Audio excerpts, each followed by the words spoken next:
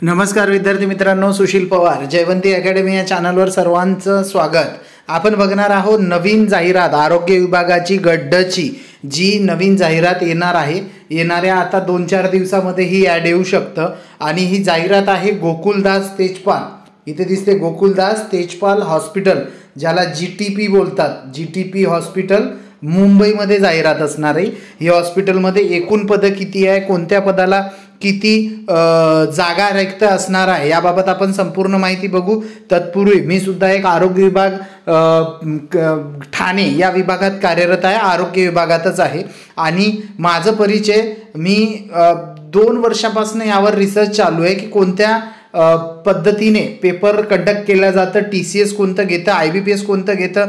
आणि तुम्हाला सुद्धा बघा, जर तुम्हाला एक क्वेश्चन पेपर हवा असेल तर तुम्ही मला या नंबरवर मेसेज करू शकता। 7875 03 41 27 या व्हॉट्सअप क्रमांकावर मेसेज करा। त्यावर तुम्हाला 4 प्रश्नसंच भेटेल।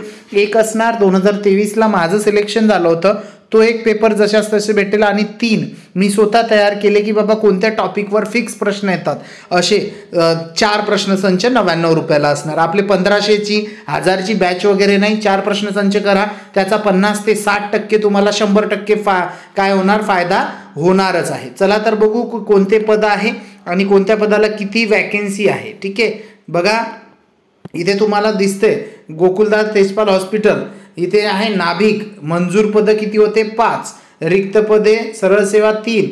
पद भरती प्रक्रिया सुरू असलेली पदे किती पदांना मान्यता, 2। म्हणजे नाभिकच्या किती पदे येणार, जागा 2। रुग्णवाहिका परिचर जे ॲम्ब्युलन्समध्ये असतं त्याला त्याच्या 2 जागा आहेत। सहाय्यक वाढपी जे जेवण वगैरे वाटप करतात त्याचे 3 जागा आहेत। त्यानंतर सहाय्यक स्वयंपाकी याला 9 जागा आहेत। त्यानंतर आयासाठी 9 जागा। त्यानंतर वाढपी बटलर ज्याला बोलतो याला सुद्धा 2 जागा आहे। चतुर्थ श्रेणी कर्मचारी 1 जागा आहे। त्यानंतर इथे खाली दिसते अंधारखोली परीक्षक, एकही जागा नाही आहे अंधारखोली परीक्षक। त्यानंतर इकडे आहे दवाखाना सेवक, 1 जागा आहे। त्यानंतर माळी 1 जागा आणि हमालच्या किती आहे, 11। त्यानंतर अजून खाली आहेत हमालच्या 11 झाल्यानंतर इथे दिसते तुम्हाला मजूर एकही नाही। अधिसेविका सेवक किती, 1 जागा। त्यानंतर मेट्रन ऑफिस असतो ना, त्यामध्ये ती जागा असते। शिपाईच्या 4 जागा आहेत। पंप परिचर एकही नाही। त्यानंतर भांडार सेवक 1 जागा आहे। दूरध्वनी परिचर टेलिफोन ऑपरेटर सोबत असतो तो, एकही नाही। शिंपीसाठी 1 जागा आहे, टेलर ज्याला बोलतो। कक्ष सेवक 90 जागा, सर्वात जास्त कक्ष सेवक वर्ड बाय ज्याला बोलतात। पहारेकरीच्या किती आहेत तर 10 आहे। त्यानंतर क्षकिरण सेवक किती आहे तर 5 जागा। अशा एकूण किती 153 जागा। भरपूर महत्त्वाची मोठी संधी आहे गव्हर्नमेंटमध्ये नोकरी करायची।